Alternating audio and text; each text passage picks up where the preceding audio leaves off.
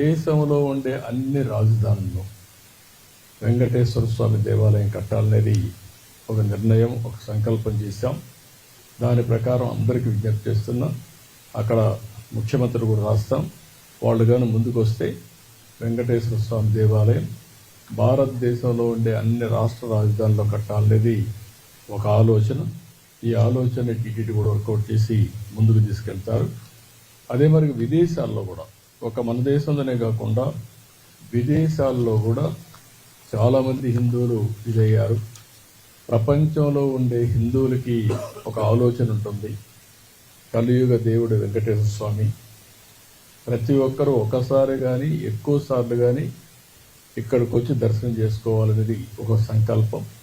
రెండో సంకల్పం, ఎక్కడికక్కడ టెంపుల్స్ ఉంటే ఆ టెంపుల్లో పూజలు చేసుకుంటూ వాళ్ళు ముందుకు పోయే పరిస్థితి వస్తుంది. వెంకటేశ్వర స్వామి ఎక్కడుంటాడో అక్కడ ఆరోగ్యం బాగుంటుంది, మనుషులకి స్ట్రెస్ ఉండదు. ఒకసారి ఆయన తలుచుకొని భారం ఆయన మీద వేసి పనులు చేస్తే ఇంకేలాంటి ఇబ్బందులు లేవు. అలాంటి కార్యక్రమానికి కూడా శ్రీకారం చుడతాం. ప్రపంచం మొత్తం వెంకటేశ్వర స్వామి దేవాలయాలు కట్టడానికి హిందువులు ఎక్కడ ఎక్కువ ఉంటే అక్కడ కడతాం.